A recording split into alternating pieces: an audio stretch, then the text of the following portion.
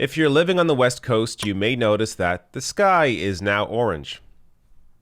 That's how it is. I'm going to go through some of these images here. It's pretty crazy what these wildfires are doing to the West Coast. So first, here's a bird's eye view, satellite view of what's going on. This is from NOAA satellites. On September 8th, 2020, the Goes West satellite focused on the Oregon fires and California fires. We can not only see all the smoke they produce, but by combining fire temperature RGB with this geocolor imagery, we can see the reddish glow of the hotspots where they originate. So this gives you an idea here of how widespread this is. Looking at Oregon and California, engulfed in smoke. What a great year this has turned out to be. Another image here showing you where it is hottest, where those wildfires are.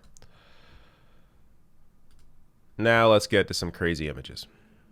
This is from ABC News. The Bidwell Bar Bridge is surrounded by fire in Lake Oroville during the Bear Fire in Oroville, California, as dangerous wildfires rage across the state. This is just crazy. There was another image I saw that I actually don't have with me here, but an old railway bridge made of wood went up in flames.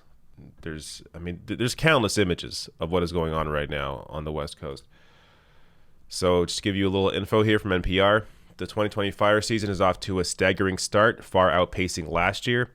By the end of the first week of September 2019, California had seen fewer than 5,000 fires, which burned nearly 118,000 acres.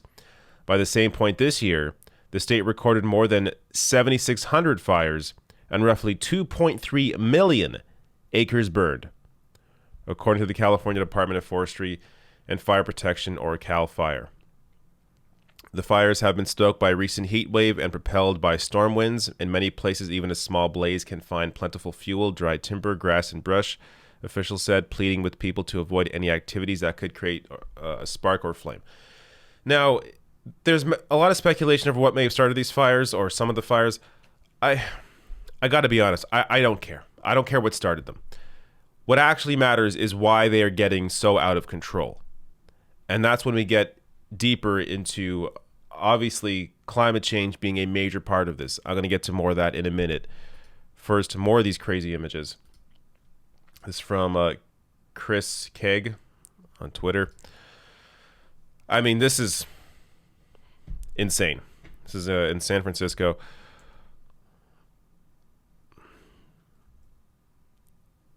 Yeah. Not much to really say there here. Just incredible images.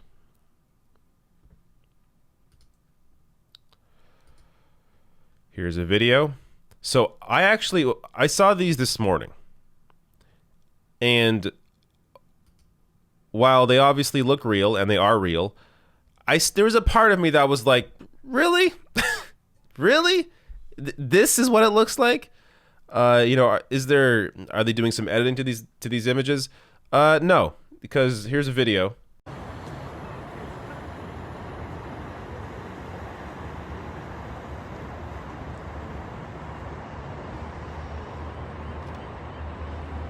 Now, obviously, if you're in San Francisco, you already know how real this is. You're facing it right now. I can't even imagine the air quality in these areas. Here's Oregon. So this was September 8th from Christine Pitawenick here. So she posted a few images. I believe she's with KGW. Yeah, KGW news reporter. So this is not even orange at this point. This is red. This is just straight up red. A red sky. Check this out. Hi all. So this right here is downtown Staten. You can see the red hue, the red-orange glow in the sky.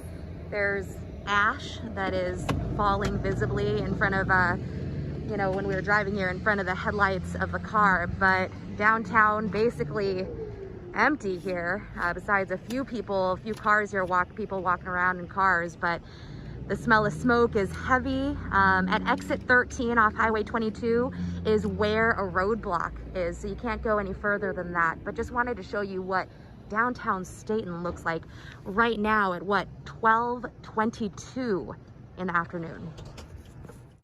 That's 12:22 in the afternoon. Here's another video that she posted from the Marion County Sheriff's Office Facebook page of the fire in Mill City. Check this out.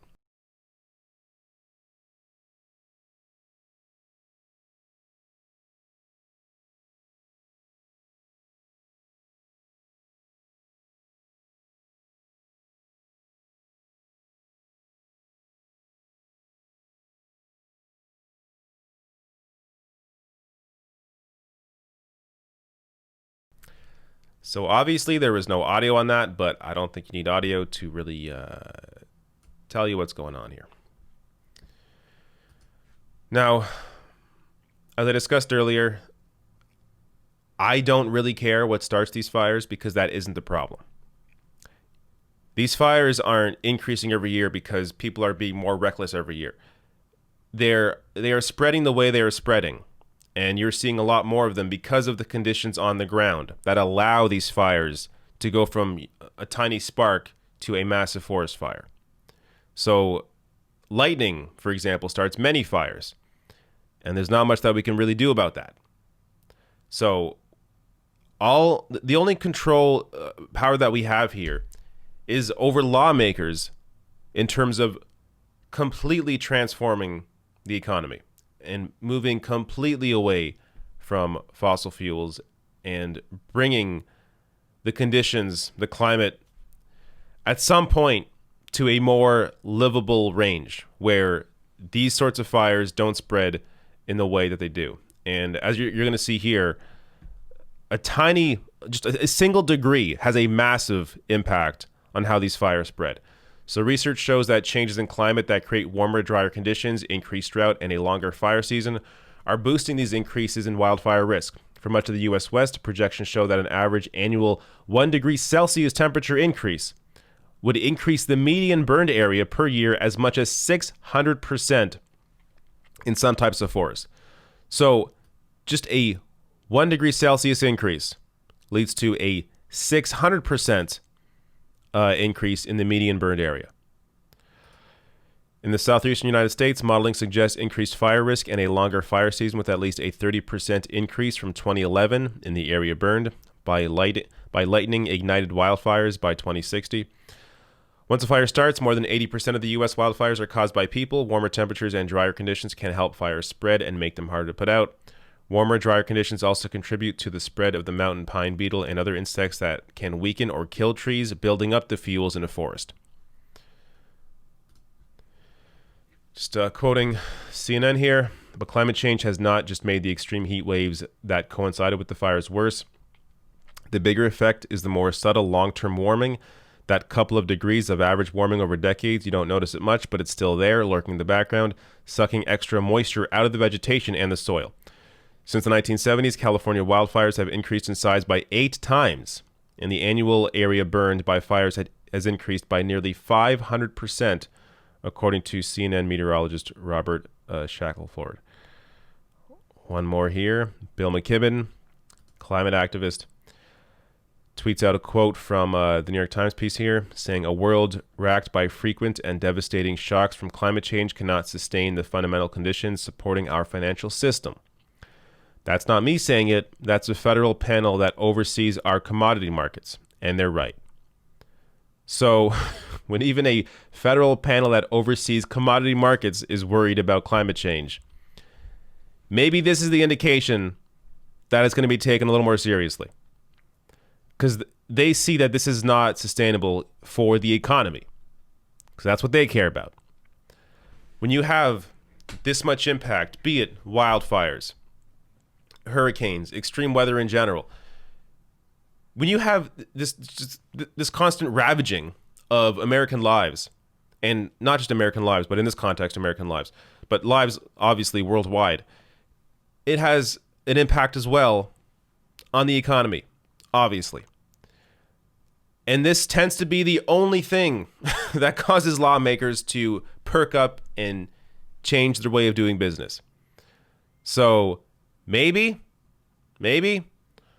we'll see some drastic changes, but as the UN put out, I think 2 years ago now, we really only got 10 years to turn this entire thing around. 10 years. So I like to end on a happy note, but if nothing changes soon, this is our lives. And it's just going to keep getting worse.